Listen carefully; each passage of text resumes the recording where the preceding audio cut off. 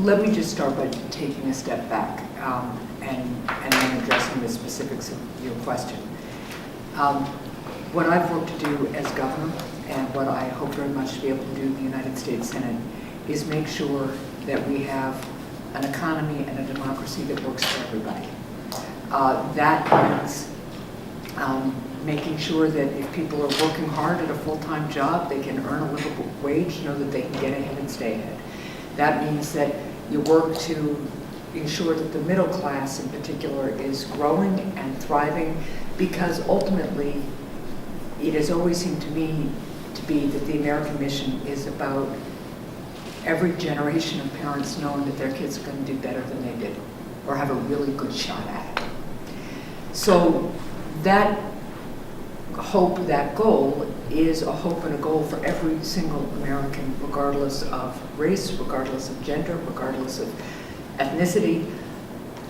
Our forefathers essentially wrote words that said that everybody counts. And they clearly didn't count everybody when they founded this country. But they did have confidence that the vision and the goal they had would mean that every generation of Americans would work towards that goal of including more and more people, marginalized people, for one reason or the next. Certainly, we have had a history of slavery, then segregation, racial injustice in this country, and I do think that there is systemic racial injustice in this country. And I do think we have a lot of work to do to address it. Now, we have made some progress, so we shouldn't take our eyes off that ball. My father grew up in the segregated South. He fought in the Battle of the Bulge. That was one of the first battles in which the United States Armed Forces were integrated. It was an eye-opening moment for him, because he was fighting next to people who were African Americans who were fighting just as hard as he was and risking their lives just the way he was for their country. The progress that we have made as a country since his childhood is significant, but we still have a lot of work to do. And so, whether it is protecting voting rights, which I think is probably the most fundamental thing we have to do, and one of the real concerns I have about what has happened in Washington, whether it is ensuring that we have the kind of laws and enforcement mechanisms to make sure that we don't tolerate overt discrimination. Those are all things that you can work to legislate. You can work to legislate laws that also provide incentives for more integrated neighborhoods, for instance. But we also have to work at this from the perspective that making sure that everybody has access to education and economic opportunity will empower them. So there's a wide range of things to do. Separate, or not separate, but part of that is addressing a criminal justice system that has disproportionately arrested and incarcerated, especially minority young men. It's also a criminal justice system that is focused on incarcerating people who are actually challenged because of behavioral health or substance abuse issues. So there are any number of things we can do, but we have to do them together. We have to understand that this is an ongoing process, and we have to understand that this really starts with making sure that all of our children have the opportunity to live in safe neighborhoods and go to good schools, and know that if they work hard, they will have an equal shot. We have done better than many other places. That doesn't mean we have done well in all instances, and we certainly know of instances in New Hampshire where African American citizens, for instance, feel that they have been inappropriately stopped driving. Those kinds of things certainly have happened here. I think we have more to do in terms of ongoing communication between law enforcement, for instance, and our minority communities. I know that Manchester works very hard at that, Nashville works very hard at that. About 4 or 5 weeks ago, I convened a meeting of law enforcement leaders and minority community leaders statewide to talk about experiences and perceptions and what we need to do, for instance, at our Police Standards and Training Academy to make sure we're addressing both the concerns of the minority community, but also the concerns of law enforcement. One of my concerns has been that there's been a lot of focus on law enforcement behavior when I think the roots of many of these issues don't start with law enforcement. They start with much more basic economic injustice. And so those are some of the things we need to do here in New Hampshire. Mostly when I talk with people who are concerned with this issue, whether they be minority community members or not, they express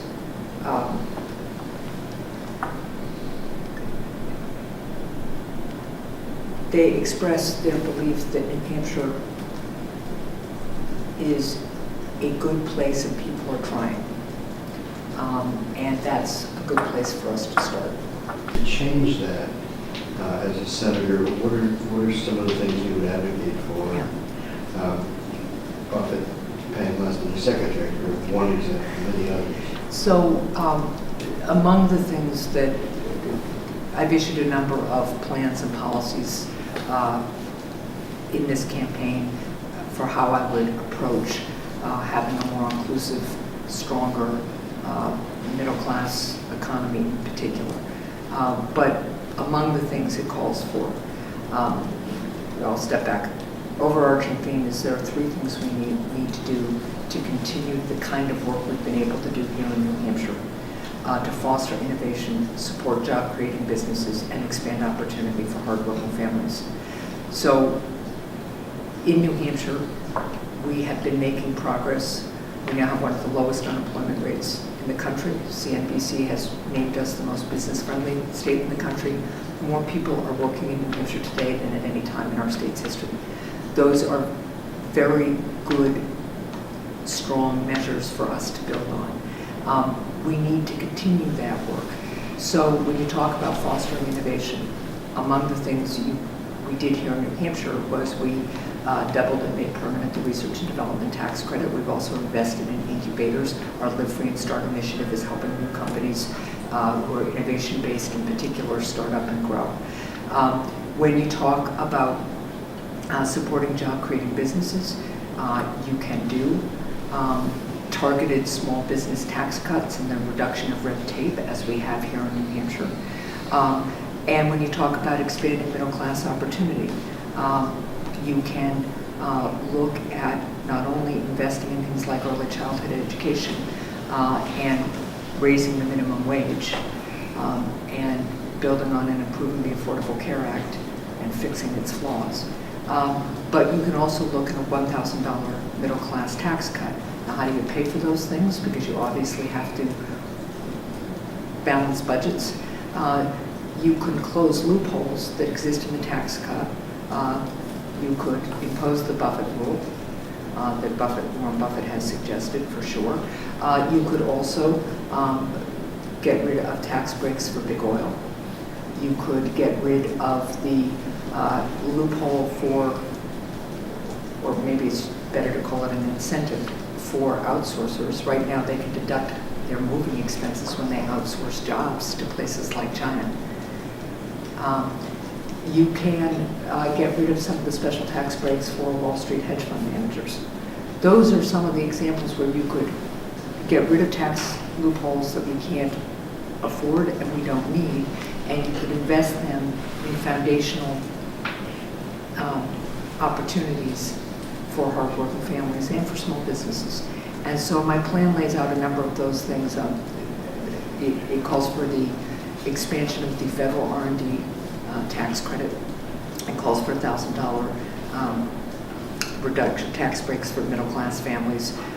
It has a number of measures to cut red tape for small businesses and to continue to invest in some of the programs that the feds have that really help small businesses get started and innovate. And then in terms of helping families, we need to expand paid family leave. We need to raise the minimum wage. We need to work on college affordability. We need to help students refinance their student loans at the lower interest rates, and new loans should start at the lower interest rates. We need to expand Pell Grants, and we need to invest in early childhood education. We don't do this all at once because the numbers have to add up, but you can establish goals and you can find ways to pay for these critical investments. And as a result, I think you'll see an innovation-based economy with a high quality of life for working people that will help America grow and thrive and include a lot of the very people who are feeling most left out at the moment. What about infrastructure repair? Where do you see that in the priorities, and how would you pay for that? Yeah, so outlining my economic plan broadly, one, you have to make sure you're helping small businesses. I talked about some of those issues. Two, how do you develop the workforce for the 21st century? So that's not just about college affordability, but it's also about making sure that our K through 12 system is really a competency-based system, and that's a place where New Hampshire has been leading, and we have some good examples to set for the rest of the country. And apprenticeships and community college partnerships are critical to that. We also, third, I talked about the steps we could take to help middle-class families. Fourth is investing in a clean energy strategy and economy and jobs. And fifth is rebuilding our transportation infrastructure, both because it's critical for a 21st century economic foundation, but also because it's a job creator. You certainly have to look at federal seed money for an infrastructure bank, which is an idea that has a lot of bipartisan support. And that really generates the kind of public-private partnerships that you've seen in other parts of the world and in some instances here in the country. And I think that's a way you can invest in it. We were able to get to bipartisan agreement here about the importance of investing in infrastructure. We've obviously got more to do, but I'm proud of the fact that we're finally going to complete I-93, the expansion, and I'm really proud of the fact that we're fixing roads and bridges around the state. What about raising the federal gas tax? Would that be part of it? I think it's much more important to look at a variety of options, including what an infrastructure bank could do in terms of generating the kind of revenue. So if we go to a last resort. It is not something that at this point I think we need to do. I think we need to look at other options. One of the key issues you brought up was kind of the coziness from Secretary Clinton to corporate interests. And then this past weekend, we saw a WikiLeaks dump of emails that seemed to indicate at least kind of her strategy in dealing with those bigger corporate interests. Is there anything in there that worries you that you saw from those emails? Well, I haven't.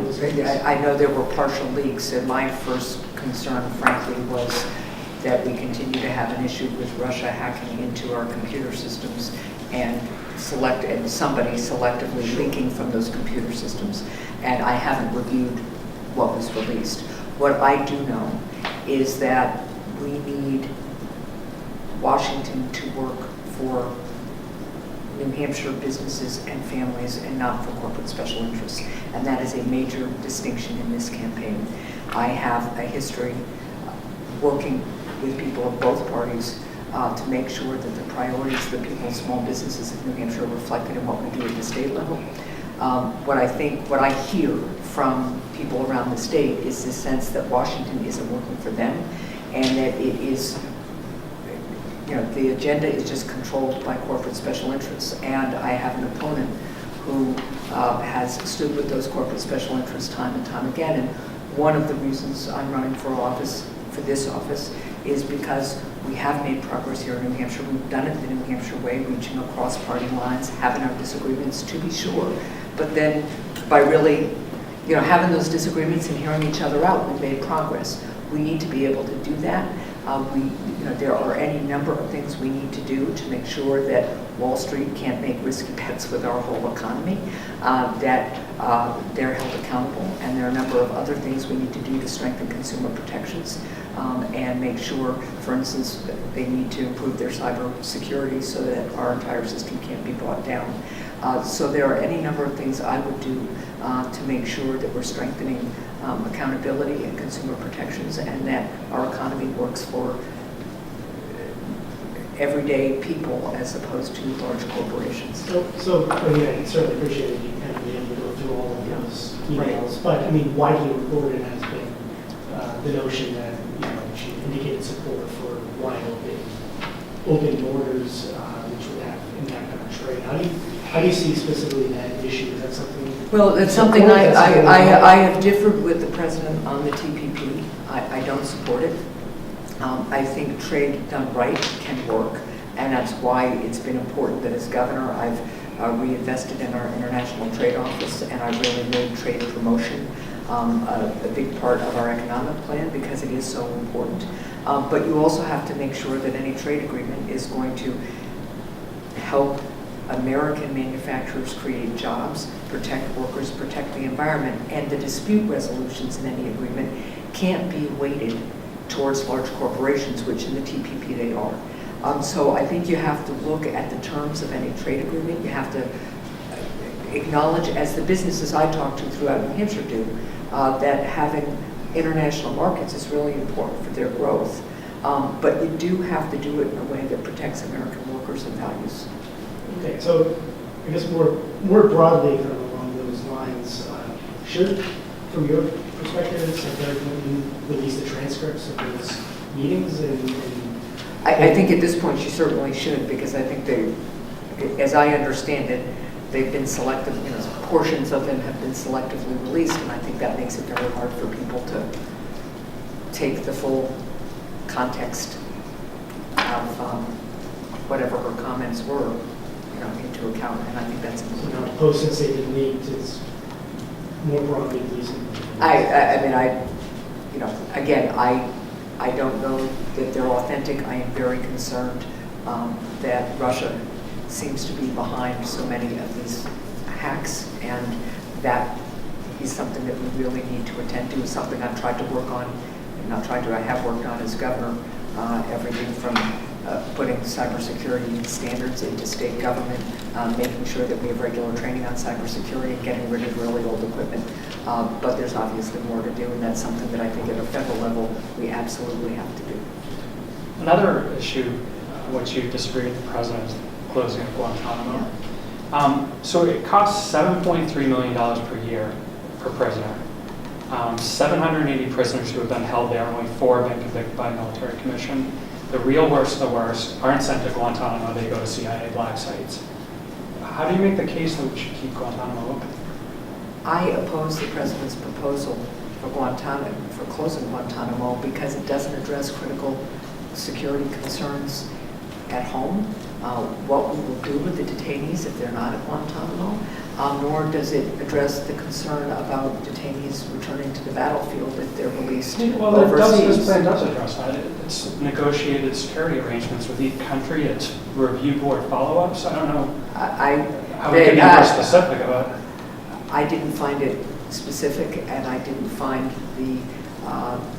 the concepts, the generalized proposals about returning detainees to United States soil. I'm a governor, and there's nothing in there that tells me what will happen in my state if they decide that they want to send a detainee here. What resources will they provide?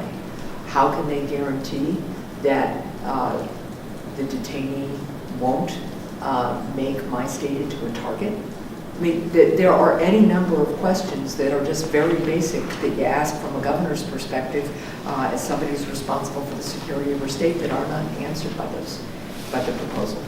And I don't think, with due respect, the specifics about negotiated plans doesn't tell you, if the foreign country just says, we'll just take them and we're not going to give you any specifics. There's nothing in there that tells you. Well, what would you need to see? I'd want to know what kind of actual system they have to monitor. I'd want to know how they're going to devote the resources to make sure the person doesn't get back on the battlefield. I mean, we've been negotiating agreements apparently, and people have returned to the battlefield. So I don't think they're unreasonable questions to ask, but I think I think this was a generalized proposal that didn't have the kind of security specifics that those of us who might end up being charged with implementing these would actually have to not only abide by, but find the resources for. So when you're actually in charge of security, it's a very different thing than reading a generalized proposal. And I just don't think it was specific enough, and I don't think it had thought through a number of concerns about what releasing those detainees would do to our nation's security, both at home and abroad. Have you relayed that to the president, your specific concerns? I have related to members of his administration. Do you want to see Guantanamo closed? I will always review proposals. I understand the symbolism that Guantanamo has for much of the international community, but I think we have to be able to address those security concerns. So you had called for a pause on Syrian refugees. Been over that, but if you could help explain maybe the key difference in your stance versus those of Donald Trump and Senator Hayden, specific to refugees.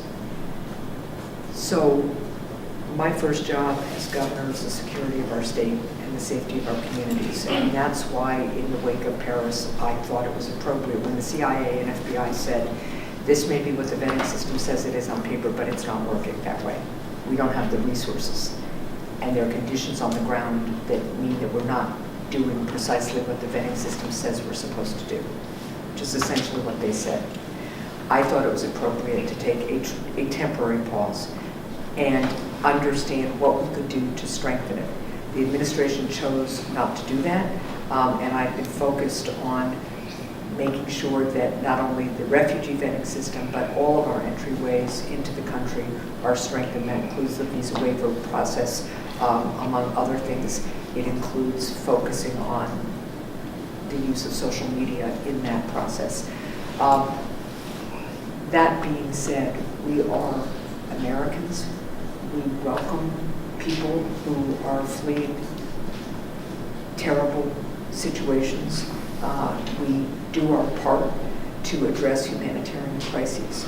So I think it is really important that we not demonize any single religion, and that we stay true to our American values, and I don't think the two are mutually exclusive.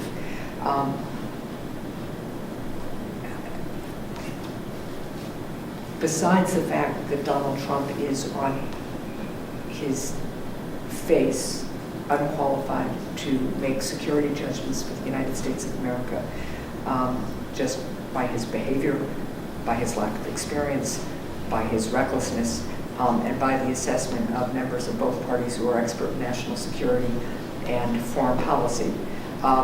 He appears to say that we should ban an entire religion, including refugees who are from that religious tradition. That is unacceptable, and it frankly also plays right into the hands of terrorists and people who recruit for terrorist organizations. My opponent has wanted guarantees that any refugee that comes into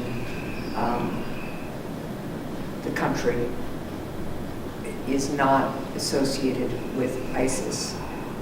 And our national security professionals, including the head of the FBI and CIA, have expressed concerns about her approach.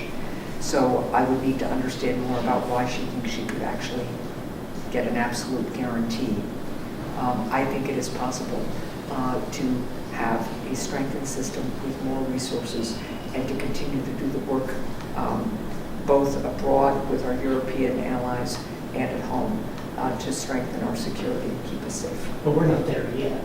We might be getting to a place where we were meeting both the concerns of, both our security concerns and staying committed to our American values.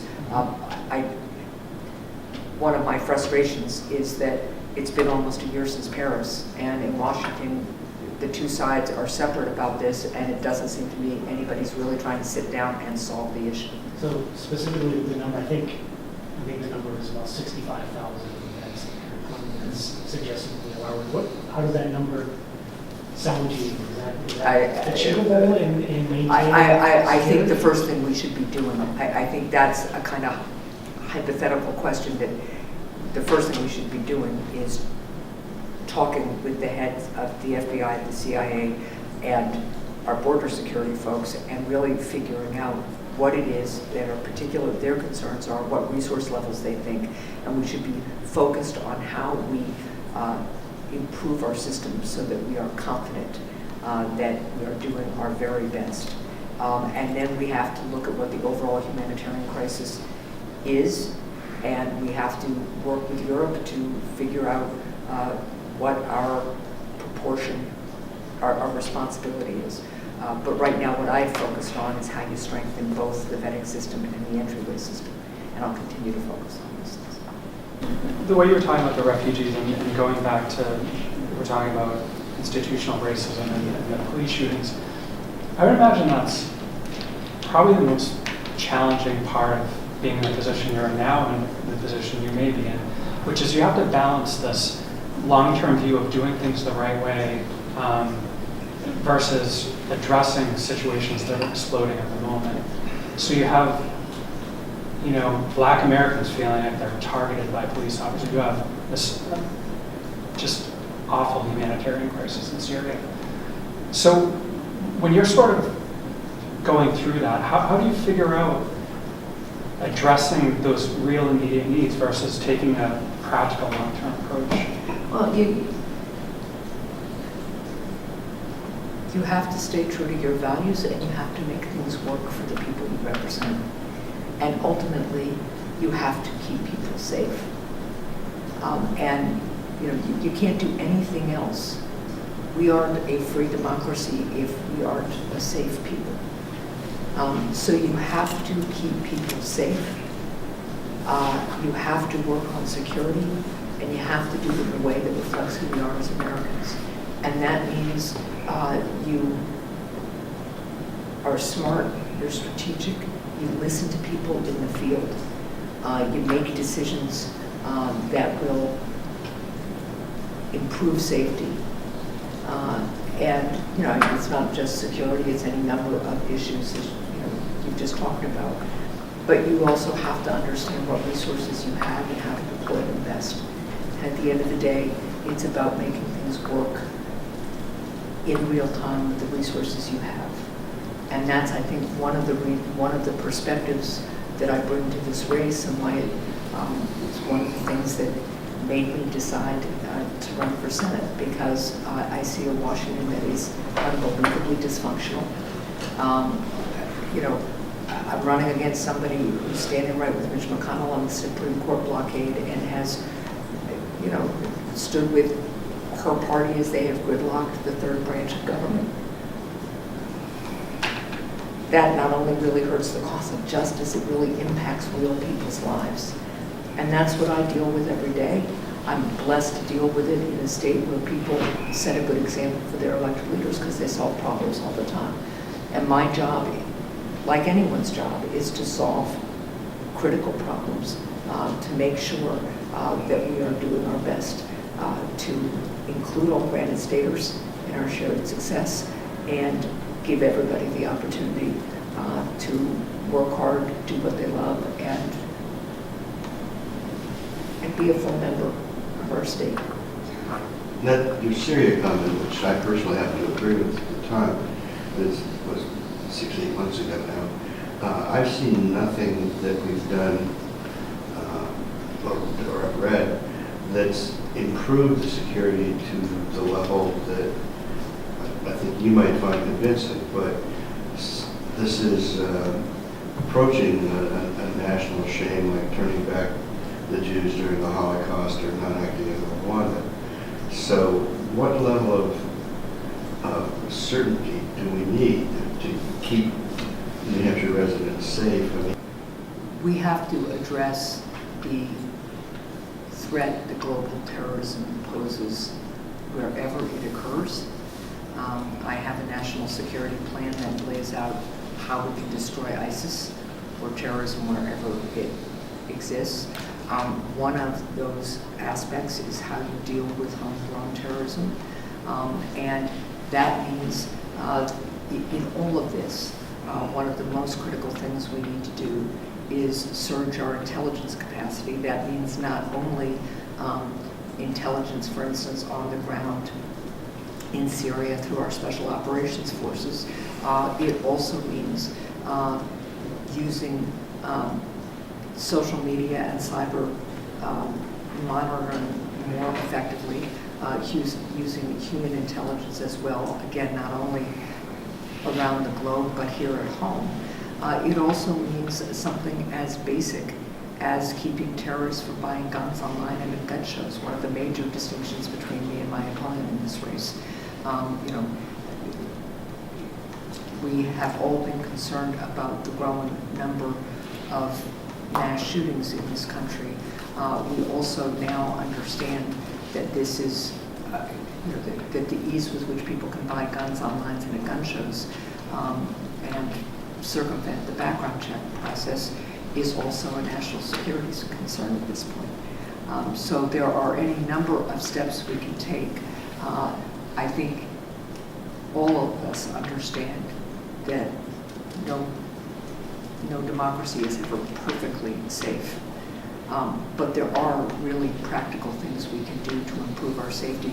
And in addition to the things I just listed, one of the things I've worked on as governor, in addition to cybersecurity, in addition to more troopers on the road, in addition to active duty shooter trainings, active shooter trainings for law enforcement, and we've also worked hard to expand our information analysis centers. And that really focuses on how you share information local to state to Fed on an ongoing basis so that you have real-time information about possible threats. One of the things I propose at the federal level, should I be fortunate enough to win this race, is a full review now 15 years after 9/11 of the efforts we've taken to improve information sharing at the federal level, to see how they're working, to see how we can improve, particularly how we can improve information sharing from the feds down to the local level, something I've been involved with here. And then we obviously have to work with the European community, which has a lot of work to do on information sharing as we're learning. I think part of what Ralph was trying to get at, and I was as well, is that to the people who most affected, sometimes this is what we need to do before we can do this. This double speak verb, it's just an action. It's we need all of this to happen before we can act, which is just an action, ultimately. I don't think anybody who has watched me work on these things and put them into place at state level. I understand the concern you guys are expressing. It doesn't change the obligation of my state and our country to prioritize security. My frustration is that we could have made progress towards this, and we could be living up to our values while maintaining our security, and we have such a high level of dysfunction in Washington, among other places, that there has been this inaction. It is a real problem, and it is one of the reasons I'm running for Senate. We have a record here in New Hampshire of actually getting things done and working across party lines. So we have been able to improve some of our security here in New Hampshire by working across party lines. It is possible to do in Washington, and that's why it's so critical that we have change down there. Over the past year or so, I guess your opponent has become a little greener, if you will, at least initially supporting the president's carbon initiatives.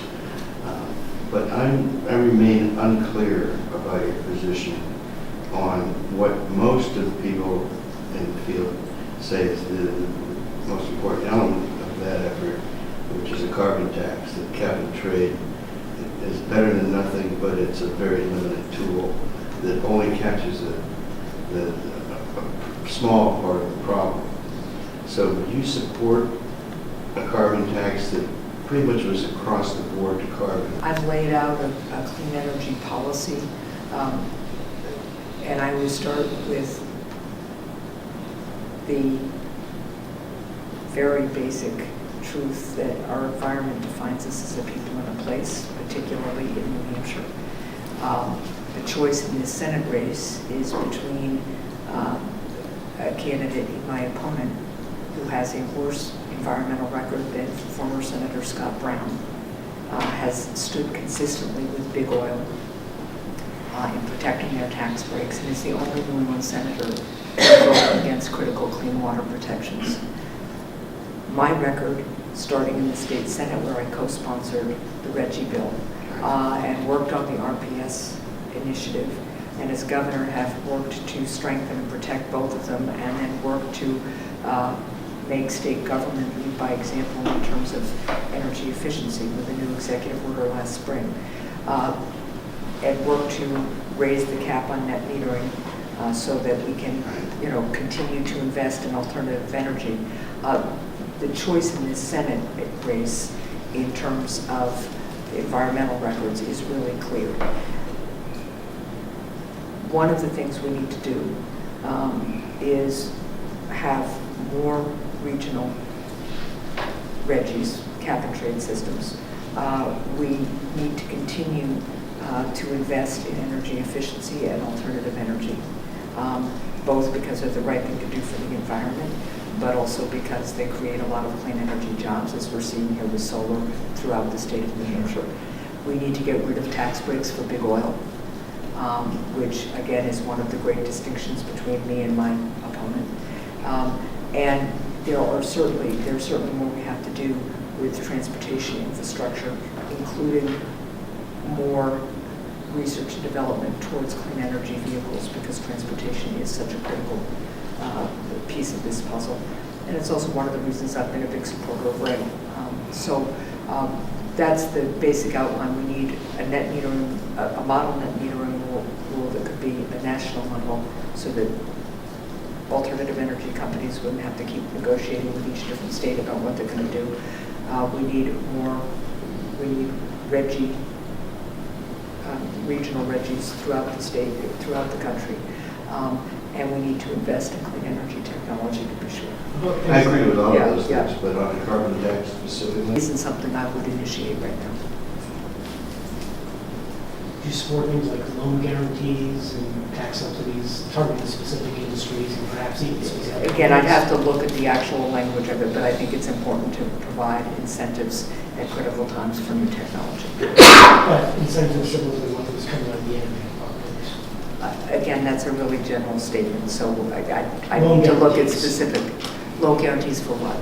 For specific industries, specific companies, that they can ramp up production. I certainly am open to them. I've seen loan guarantees that are good models and some that aren't. So you mentioned rail, and that's shaping out to be a defining issue with the governor's race, and now you're looking to have a seat in Washington.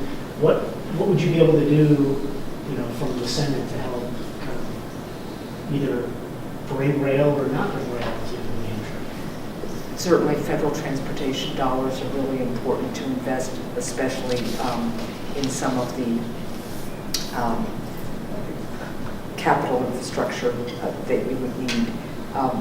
The other thing we can do by having a public-private partnership in an infrastructure bank is really incentivize private investment in critical infrastructure, and that's one of the things that I would look at. How likely do you think rail is in New Hampshire? Look, the people, Within a 6-year term. the people of New Hampshire and throughout this region understand the benefits of rail.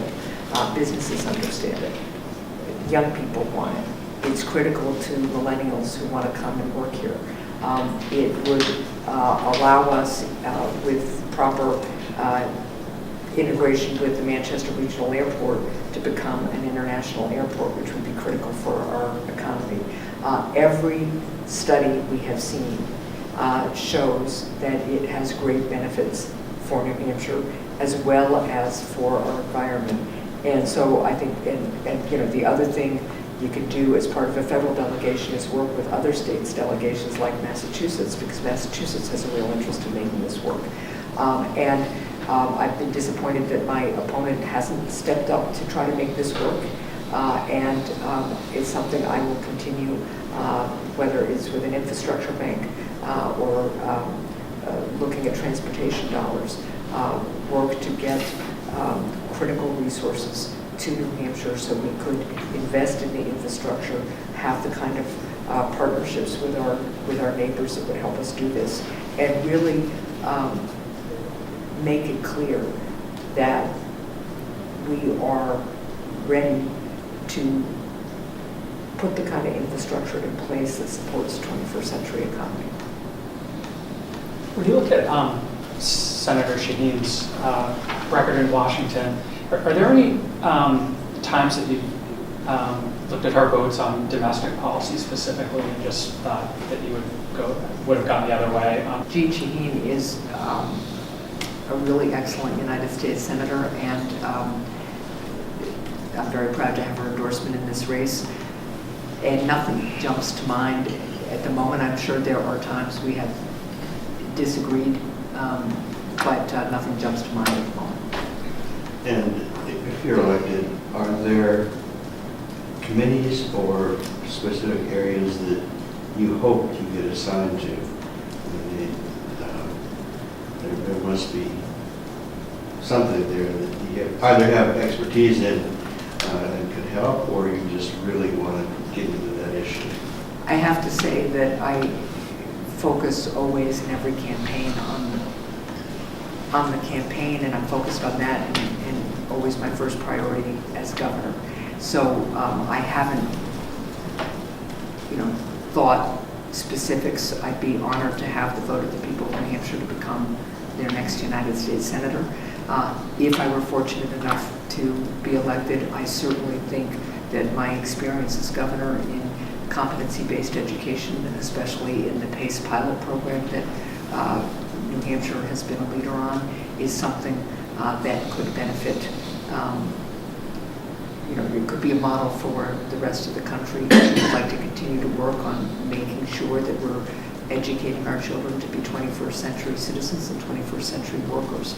I also want to make sure that we are attending to the needs of veterans in New Hampshire, and that's incredibly important to me, as is protecting and strengthening the Portsmouth Naval Shipyard and standing up for our National Guard. I've been privileged to be Commander-in-Chief of the best National Guard in the country, and some of whom are currently deployed in harm's way. And so I want to make sure that we're doing everything for our men and women in uniform.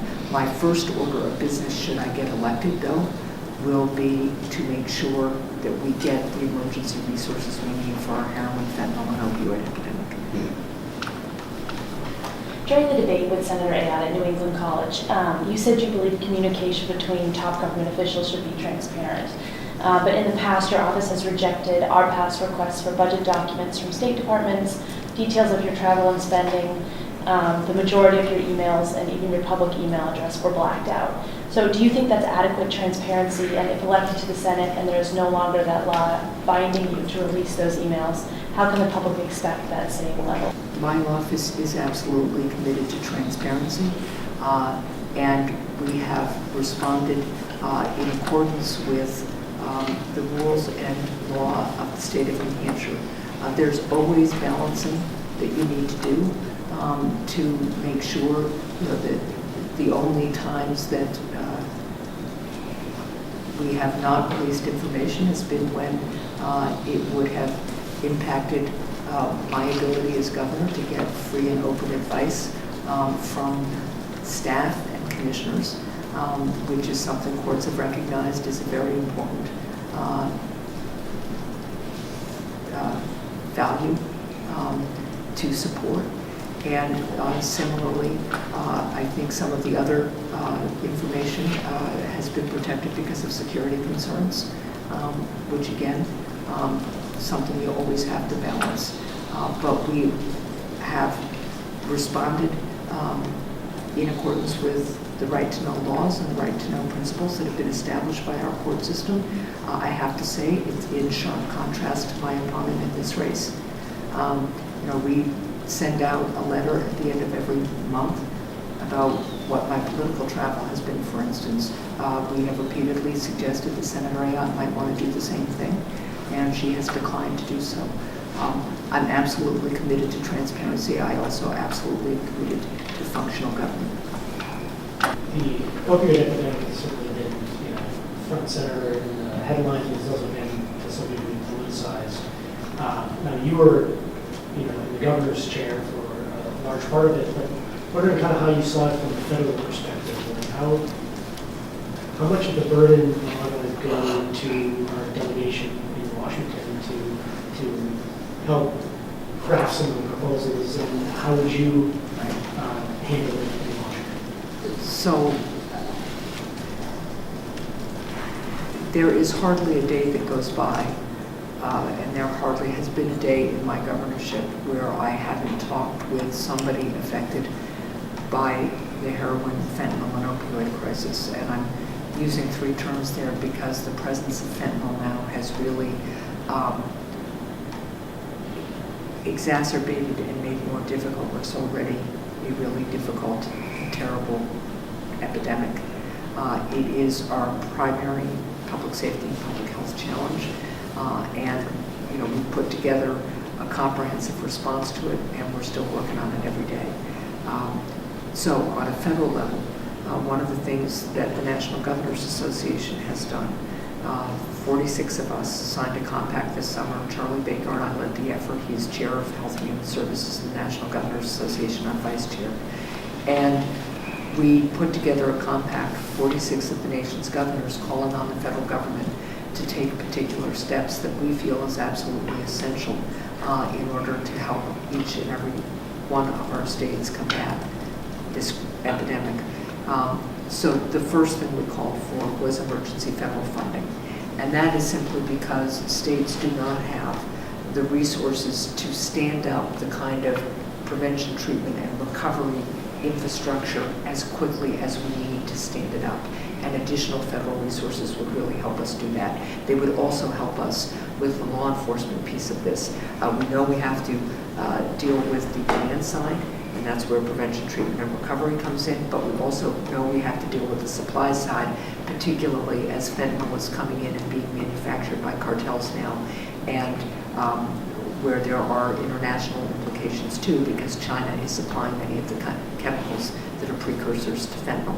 So there are a number of federal things that we need on both the supply and the demand side. The other things that we need are some national standards for opioid prescribing, for the use of prescription drug monitoring programs, for example. And then there are particular Medicaid rules that make it harder for us to stand up treatment at the level we need. For instance, there's a Medicaid rule that limits reimbursement to facilities that have 16 or fewer beds. I understand why the federal government didn't want to be subsidizing very large facilities, given the issues that can arise when you have large facilities for treatment. But given the volume of our epidemic, that's the type of rule that we really need to have either waived or changed.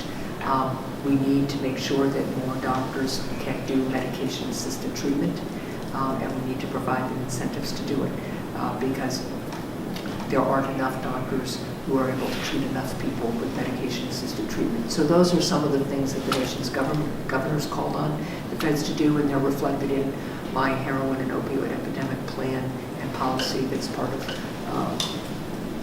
my communication about what I would focus on in Washington and how I'd go about it.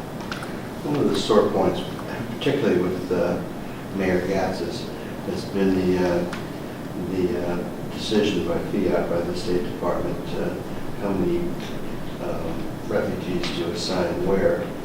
And they, by and large, the ones obviously have integrated really well in New Hampshire. But as a senator, right now, he or the governor have no real power to affect that. But as a senator, you would. Are there things that need to be done to, by way of perhaps just fund allotting more federal resources to help these people integrate more quickly than we can afford to? The federal government, one, could continue to do a better job communicating about its refugee policy and about what its expectations are from local communities and from states. And I certainly think more resources would be appropriate to take some of the burden off local communities. We want to welcome refugees. We have a strong and vibrant refugee culture in New Hampshire. I've been privileged to sit with many members of different refugee communities and really talk with them about their experience, about all the things that many of the members of their communities have done to strengthen our state. But that doesn't mean that it's always easy for a local community to absorb a new number without much of a heads up in terms of what the number is going to be, so that they can plan and prepare for that. And I think one of the things we all want to do is be able to plan and prepare and know that we're going to be able to support newcomers in a way that will make it more likely that they will succeed. America's role in a place like Aleppo. So first of all, America's role in the world is to lead and to be the greatest force for good in the world. That means, and the first thing you have to do to be able to be that leader is maintain your economic and military strength. So that's the outlook that I start all of this with. What is happening in Aleppo is horrifying. We know that we have to do more to defeat ISIS in Syria. We also know we have to be planning for a long-term, stable Syria post-Assad. What I believe we need to be doing on the ground in Syria is, and in the air, is intensifying airstrikes, intensifying the use of special operation forces. That's both important for increasing intelligence, but it's also important to go after command and control of ISIS. We have to now look, especially given what Russia has done over the last few weeks, targeting civilians, it appears, targeting hospitals, it appears. We are going to have to look at working with other international partners so that they can provide weapon systems to other moderate forces, including anti-aircraft systems. And we're going to have to continue to strengthen our own international relationships. And this is one of the reasons having international partners and allies in NATO is so important, because we are going to need to find ways to plan for a post-Assad Syria. And it's not clear, given Russia's behavior, whether they're going to be they're not a constructive role right now. It appears that they have targeted civilians and hospitals too. So at one point, I think we thought that maybe we could get Russia to be a constructive partner in this, and it does not appear that they're going to be. And it's one of the reasons that Americans should be so concerned about the potential of Donald Trump as president, just at a time when we need international allies. He's suggesting that we should destabilize or abandon NATO just at the time, he suggests that nuclear strikes might be a good thing, or that additional nuclear weapons might be a good thing. When you think about what we need to be doing in Syria, it calls out for strengthening a number of the military efforts we're making, but also making sure that we are working with our international partners to strengthen other moderate forces on the ground there. Lastly, the other thing we have to do is we have to take up, debate, and pass a new authorization of use of military force in the United States Congress to be clear with the American people what it's going to take to defeat ISIS. And I'm very disappointed that Washington hasn't done that. So we're a little bit over. I think you can try to squeeze in one last one. But your drone question. Okay, I was going to get, so the president in an interview said that he was growing increasingly concerned that future presidents would be able to carry out perpetual covert wars using drone warfare. Do you share those concerns, and how is as a senator, would you try to rein in the drones, just more transparency? I certainly share the concern. I certainly think that this is one of those areas in which you obviously have to balance the advantages that special kinds of technology and equipment can give you, and the advantage being that you can protect human life and your own military personnel and human life. But I do think that the president's concerns are well-founded. I think it means that you have to, as a senator, start asking questions, have hearings about what the technology is, how it can be used, and then what kind of guidelines we want to have. And you have to work with the Pentagon and with your intelligence agencies to determine what guidelines are appropriate and what the implications of the technology are. We are in an evolving world, internationally, at home, and one of the things we have to have confidence in is our ability to learn about new technology, understand its benefits, understand its not only its shortcomings, but its potential dangers. And we have to continuously evaluate what technology and capacities we have and how we want to use them in a way that reflects our values, that also supports and sustains America's vital interests and security, but also make sure we do it in a way that lives up to our values.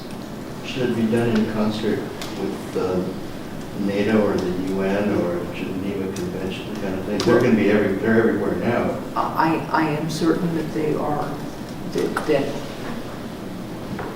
the UN and NATO will also be having these discussions. The United States of America is in charge of our country's foreign policy and national security, and I will never give up that exclusive jurisdictional right.